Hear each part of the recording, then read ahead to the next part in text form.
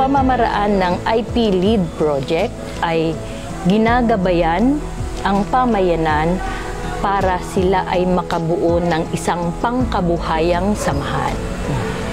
Meron silang mas malaking samahan bilang isang tribo, pero itong pangkabuhayan na samahan ay doon kung nasaan sila.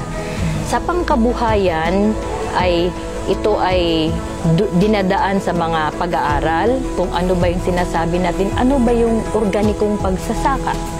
Paano ba natin mapangalagaan ang kalikasan na siyang nagbibigay din ng biyaya sa kanila.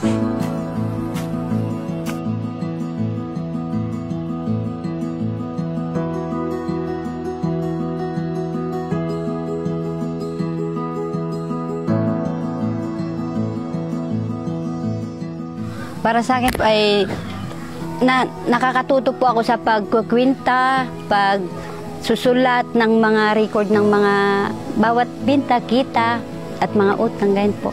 At malaki pong maitutulong po dahil sa nakakatulong po ako sa aking mga kasamahan dahil po ay ako nga po ay tindira. Kailangan lang po ay maging masipag po.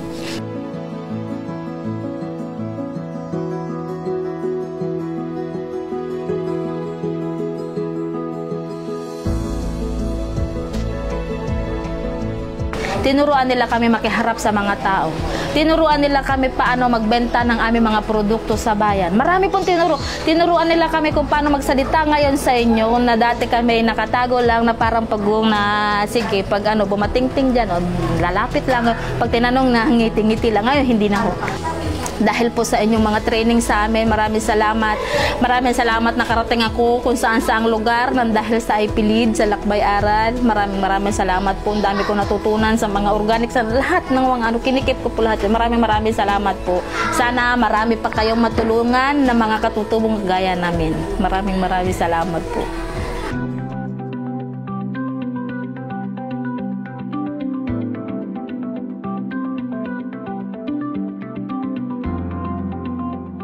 Ako, bilang Municipal Planning Development Coordinator, mas nagiging makahulugan at mas epektibo ang mga services ng gobyerno kung may katuwang, lalo na siguro kung simbahan. Kasi lalo na kung ito ay tungkol sa mga mahihirap natin mga kababayan. So, para sa akin, ang malaking factor na maitutulong naitulong ng partnership ng LGU sa simbahan ay yung pag-empower.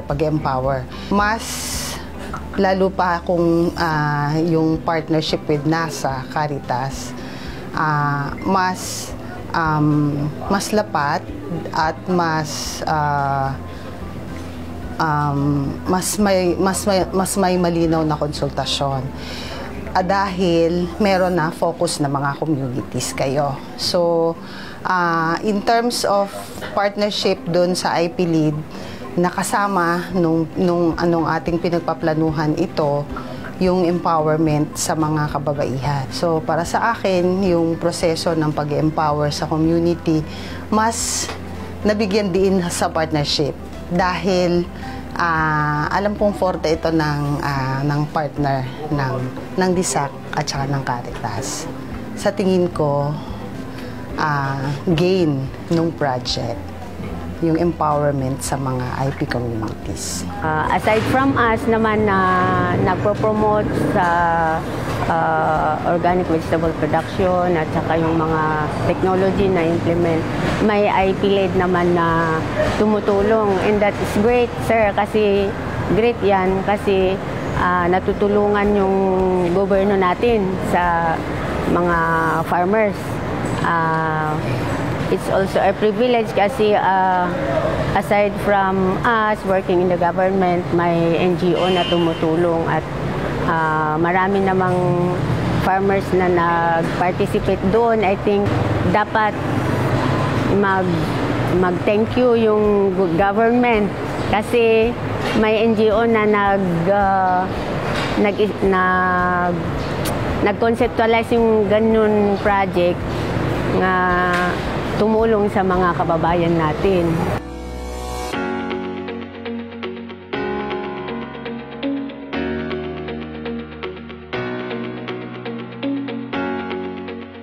Ang proyekto ay nakasentro hindi lamang sa pagtataas ng antas ng kabuhayan, kundi ito'y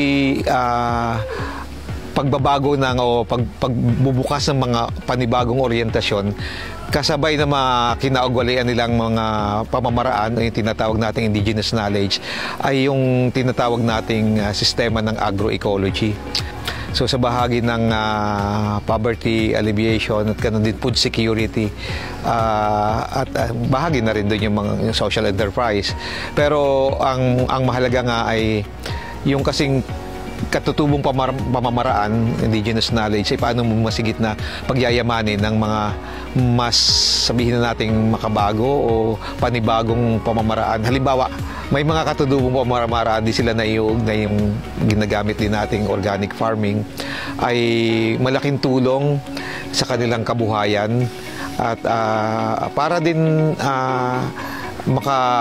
mabuhay sila ng may sapat na pagkain na naiingatan din at hindi nasisira yung kanilang kapaligiran. Caritas Philippines, thank you lahat-lahat sa mga ginawa niyo sa amin with all the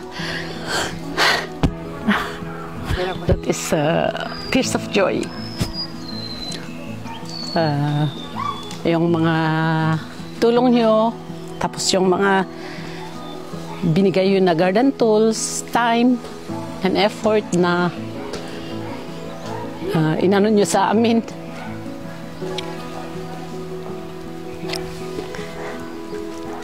Sorry, I think I'm a bit emotional. Malaking tulong yan sa amin. We will try to go forward with this. Thank you very much. No, thank you very much for all the support that you have given DSAC, our Bonlag DSAC. There's still a lot of work to do. We only have started this one, and I'm praying that there will be continuing support to this, at least to these areas that we have assisted, rather than start in another place or start another project in another. I'm looking forward to sustaining them first so that we will use them as models, we will use them as inspirations for other communities to follow. Natuto na kami kung paano gumawa na hindi namin alam, na dating hindi namin ginagawa, kahit nasabihin mo lang nakapagtapos ka, yun lang, yung tinapos mo, yun lang ang alam mo, pero yung ibang mga business, doon naman na-encourage.